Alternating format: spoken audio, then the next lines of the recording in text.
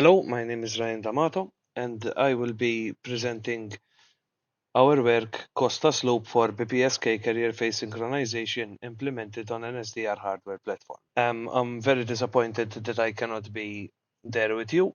However, if you have any questions regarding our work, this is my email ryan.d'amato@um.edu.mt, and I would happy to answer any questions or to reply to any suggestions you might have. So basically, the presentation will start with a brief introduction, giving a brief introduction to software-defined radio, its history, and the state of the art. SDR hardware platforms, I will be giving a small overview of what SDR hardware platforms there are out there, either to purchase or in research. The implemented SDR hardware platform, the software-defined radio that we have designed, the underlying software, the real-time wireless application that we have run to test our software, and the BPSK modulation scheme which we have implemented on our custom-made software-defined radio, and the Costas loop for career phase synchronization, which is the main point of this paper, of this work, and then we will go through some results and conclusions. So, what is a software-defined radio? A software-defined radio is a wireless communication system that uses software to perform various signal processing techniques, typically done by hardware components. So basically, the idea here is to allow flexible reconfiguration of our wireless radio system on the same hardware. So the hardware is constant, but the software is what changes.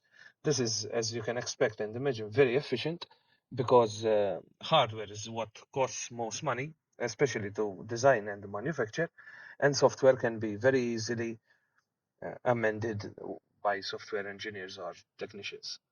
The concept of software-defined radio dates back to the 1970s with early experiments and research in DSP, digital signal processing.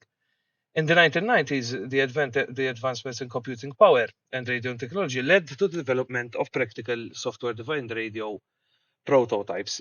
Basically, the first SDR actual radio which could change its parameters was the Speakeasy by the US military, and very interestingly, it used to be actually carried by a big truck.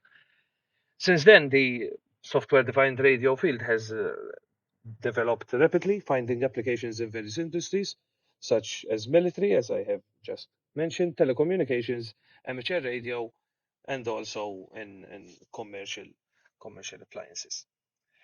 Its flexibility and adaptability continue to drive innovation in the field. This is because it is extremely adaptable and very easy to change the the the the way that the radio acts very easily using software.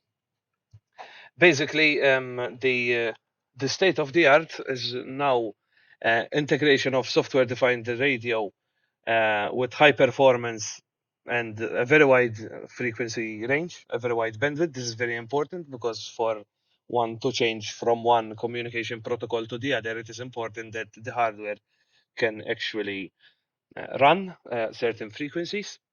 Also, integration with AI and machine learning, advanced digital signal processing, and open source projects.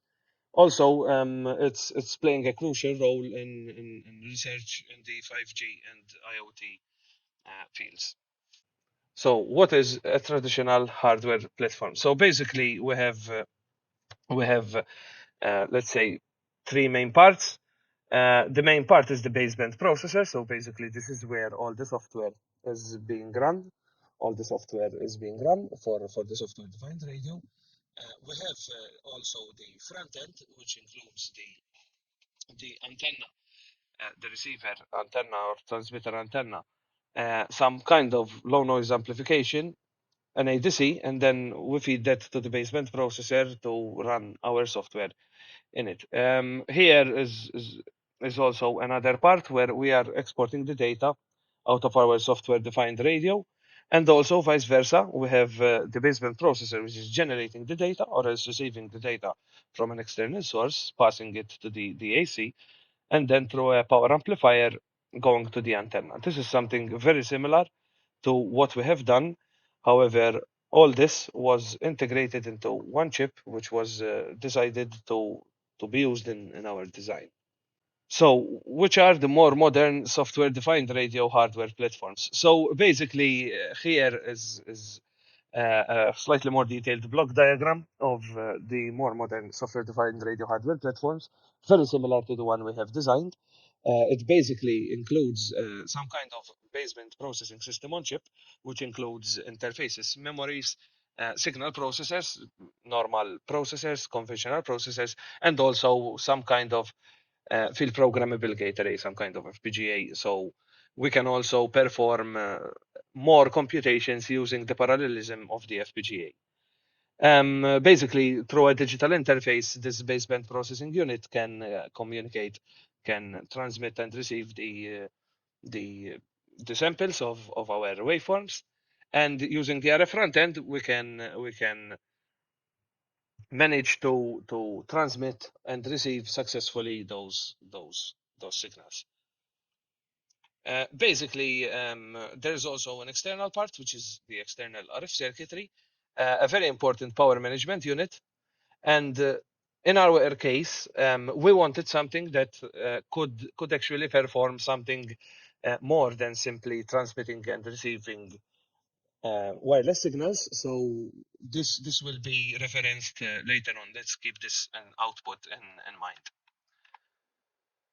So basically, the software-defined radio hardware platforms can be split into four main parts, which are the power management, baseband processing unit, RF front end, and external RF circuitry, as I have just discussed.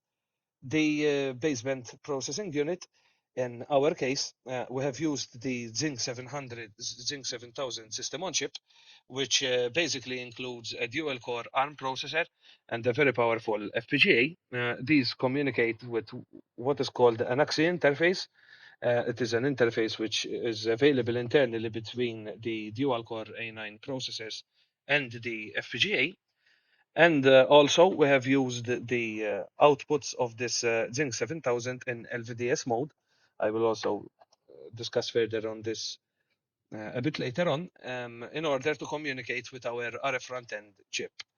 Basically, the Zinc architecture is split into two main parts, as I said. The dual-core A9 processors, which is in this case called the processing system, and the PL, which is the programmable logic, which is basically the FPGA. So as part of the external RF circuitry, we wanted two main things. One of these is that using one's SMA antenna connector, we can receive and also transmit using a power amplifier our signals. Why is this? This we wanted because it increases the product integration of our system. So our system would be more relevant in the real world.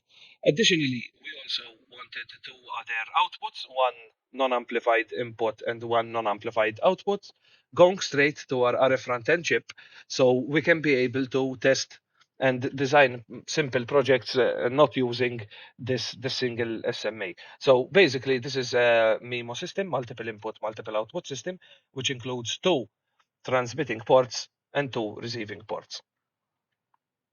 For the RF front end, we have decided to go for the AD961. This is a highly integrated transceiver from analog devices used in software-defined radio applications mostly. Its signal chain includes an RF front end for filtering and down conversion. It has filters on the chip, and you can using software apply your coefficients. ADCs and DACs for analog to digital and digital to analog conversion, a digital interface for communication with the main processing unit. Here is where we will be working. We have worked with LVDS and an AGC unit. This is an automatic gain control unit. And basically, it is used for signal strength optimization. No matter the signal strength that you have on your antenna, that you are receiving on your antenna, and the outputs will stay balanced on your digital signal processor. This is very advantageous for certain applications, and it is unusable for others. However, it was found to be very good in our case. The Zinc 7000 development board was used instead of designing the Zinc 7000 system on chip on our own PCB.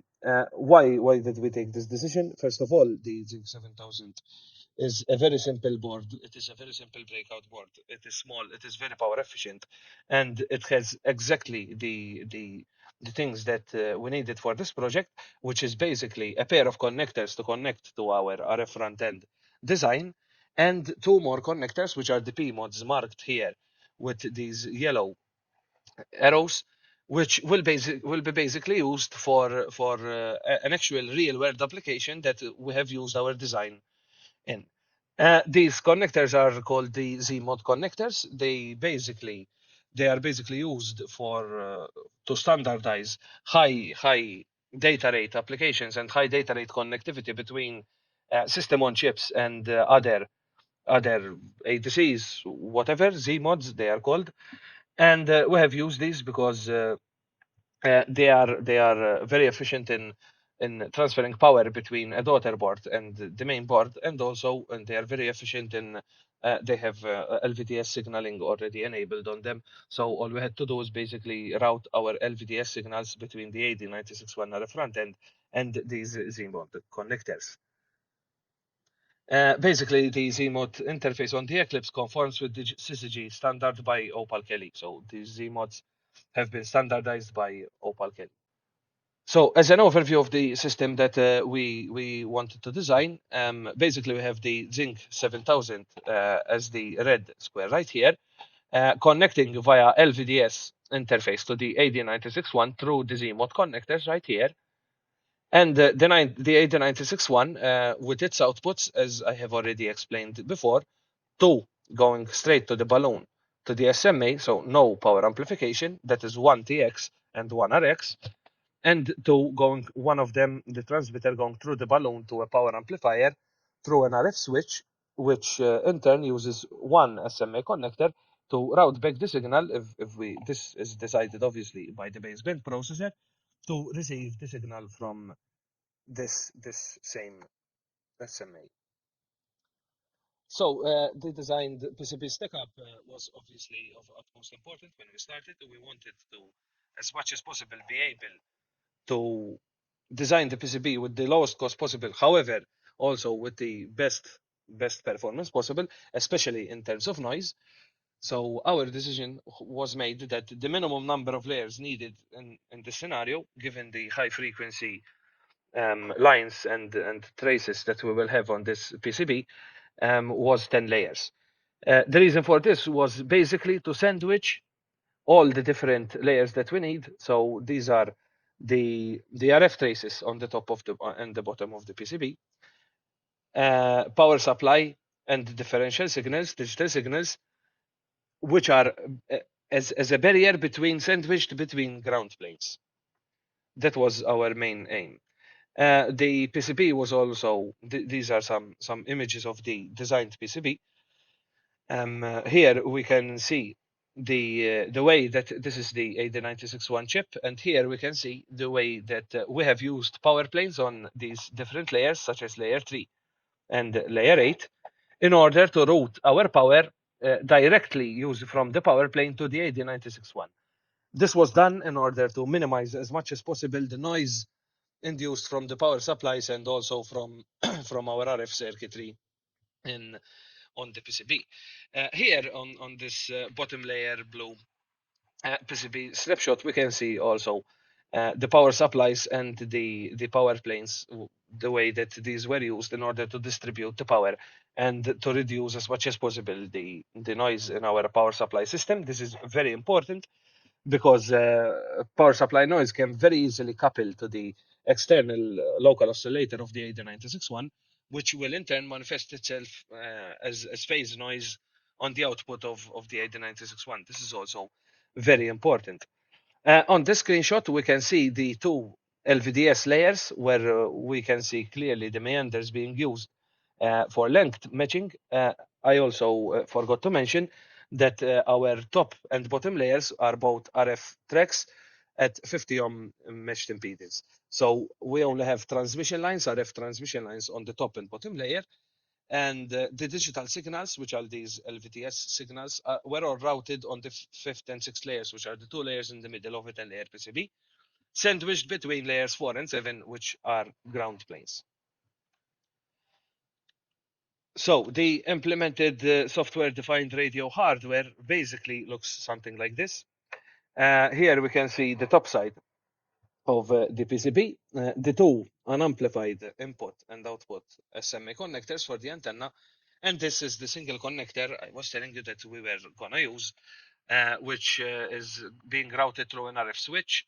The output is amplified using a power amplifier, and the input, if switched here, can go directly to the AD961. Here, this red box, we can clearly see the power supply circuitry. We have tried to, as much as possible, make this circuitry as fast as possible, as far as possible from the oscillator circuitry of the AD961 in order to minimize the risk of it directly coupling with the local oscillator. Also, we have here is the circuit which we have designed for the power amplifier, for the for the power supply of the power amplifier, and that also was made as far as reasonably practicable away from the oscillator in order to minimize our interference. This is how our RF front end design looks. So basically, this is the Eclipse Z7 from Digilent with the our designed RF front end Z mod. Remember when I told you that we wanted an output to run to test our system, especially? So basically, what we have done is we have used the two P mods on the Eclipse Z7, and we have connected the P mod I2S2, which is a stereo studio quality audio input and output board. Using this, we have basically implemented a real-time uncompressed audio transmission system. And basically using this underlying software, which is basically provided by Analog Devices, what we have done is that we have amended some parts of the software, both in the ARM processors and in the FPGA, because the software of the 8096 is basically spread out both in the C code part and the processing system part and the dual core A9 processors working together hand in hand through this AXI interface, as I have already discussed, with some IP cores in the FPGA section. These basically had to be modified to fit our hardware, basically. So basically, to give you a small overview of the implemented software-defined radio software. Basically, the software works by transmitting samples from the processing system, which is the dual-core A9 processors, through an IP core called AXI-DACDMA, which basically handles the transfer of the samples from the processor. These two cores handle packing the samples. So basically, what is happening here is that we have two different clock domains inside the FPGA. One of them is clock domain B is considerably 4 times higher than the clock domain which we have on the left side of this figure right here. And basically, the reason for this is that this IP core needs more clock cycles in order to be able to perform its operations on the samples incoming from here. And its main operation, this IP core, its main operation is to transmit the samples through the LVDS interface outside of the chip to the AD961. One point which is very important for me to mention is that it is not necessary for the samples to come from the processing system into the FPGA and out. The samples can be generated somewhere here inside of the FPGA, and that is actually what we have done in our case. And vice versa, it is also not necessary for the samples to go to the processing system of the chip. The samples can be used inside of the FPGA, no problem with that. So basically, what is the challenge with the real-time wireless applications? The main challenge with real-time applications is one, and it is reality data rate. So let's take our scenario, which we have implemented. So basically, we have an audio input, Here is depicted as a microphone. However, in our case, we have studio quality audio, so we are not using a microphone. We are using a mobile phone, using a 3.5 millimeter headphone jack, for example. The radio transmitter um, analyzes this data, samples this data, packets it, and throws it over the air over to the receiving end. The receiving end, obviously, as quick as possible, because we don't want any delay between these two systems, outputs it on our speaker. So basically, how much data rate would this require? Using a 44.1 kilohertz studio quality standard 16-bit audio sample set stereo, so that is two channels, we would need 1.4 megabits per second just to transmit the audio.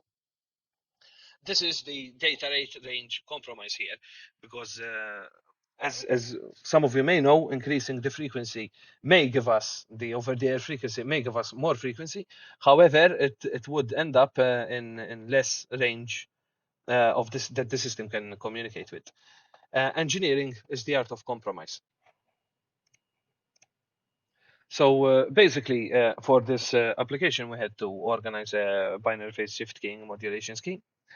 And so basically, the BPSK modulation scheme works by varying the phase by 180 degrees according to the input that we are getting. This is what we are seeing right here in this figure. And from the figure on top, what we can clearly see is that we have these sudden abrupt changes in the waveform, which are not such a good idea for BPSK. So basically, if we synchronize the symbol rate and the data rate together, we can get lower bandwidth from the same system. And this is extremely important. So what is carrier phase synchronization? So let's say we have this data coming over the air, and we need to receive it. So basically, in order for our radio system to understand what exactly is modulated in that waveform, we need a very similar wave in order to be able to compare it to. So basically, these two waveforms need to be with their phase synchronized. So what the system does, as a general description, is it starts receiving the samples, and as fast as possible, it tries to lock between the internal generated wave and the received wave one step at a time. Now, our challenge was that this needed to happen very fast because, as I have already explained, we needed a very, very high data rate. So basically, this is the block diagram of the traditional Costas loop. The mathematical description of this Costas loop is outside the scope of this project. What I will mention is that we have eliminated these low-pass filters because these low-pass filters need a number of samples of delay in the digital domain, and so these were slowing our system down. And by eliminating these, we have managed to be faster. So what are our design parameters? 24-bit PCM audio stereo samples at 44.1 kilohertz, requiring a data rate of 2.1 megabits. Baseband sampling rate in the system on chip of 30.72 megahertz for the modulator, and a sample rate of 8 clock cycles. So this basically gives us 8 samples per sine wave for either a 1 or else a 0. The modulator design parameters are similar, the same situation for the audio transmission and reception. However, with the maximum baseband sampling rate of the 1896 one, which is 61.44 megahertz, and a double the sample rate because we have double the baseband rate, so we keep the same frequency. And obviously, the carrier phase synchronization here had to be capable of synchronizing in 16 clock cycles, or else we would start losing our binary data. The modulator was implemented using Model Composer, the system generator within Model Composer, which is the Simulink plugin by Xilinx. Basically, what this block here is an M code block. Basically, it is a modified version of the MATLAB code, which is synthesizable into VHDL. And using these blocks, we are generating the in-phase and quadrature output of our system. And basically here, what we are doing is we are multiplying the sine wave generated inside of the DS by the incoming sine wave. And here we have our loop filter, which is basically a PI controller, which in turn controls the input of the DS. These are basically the outputs of the modulator. On the top side, we are seeing the various packets of audio being transmitted, and on the bottom side, it is a zoomed up version of the carrier output, which is clearly seen to be modulated. Here we have the binary data. The modulator was firstly testing in Simulink before actually testing in practice. And we have done this is that we have used the integrated logic analyzer in Vivado in order to analyze the samples and export them to MATLAB and in Simulink using these two X-rays block from X-rays blocks to be able to feed this actual real data inside of our the modulator, and here we could have analyzed the output. Here is the output of the tests that we have run using that setup that I have just described, and here we can clearly see the modulator which is working successfully. So, in conclusion, the implementation in this work of a custom designed hardware platform for software defined radio, the implementation of both the modulator and the modulator for a BPSK wireless communication system, and a designed Costas loop, which was successful in demodulating 1 sample per 16 sample clock cycles, resulting in a wireless data rate of 3.84 megabits per second. This is quite interesting because this is a very high data rate for a standalone wireless low power system. For further research, it would be very interesting to include also error correction codes in our transmitted packets. This will obviously reduce some of our data rate. However, it will still, in my opinion, be sufficient in order to transmit the samples just like we did. So our application will still be valid. We have also tested this in hardware, and I can say that it sounds amazing with very little delay. Delay is somewhere in the microseconds, so that is also very interesting. Here we have the references. I hope that you enjoyed this presentation, and I urge you to email me at ryan.d'amato@um.edu.mt any questions or suggestions about this work you may have. Thank you, and I wish you a good day.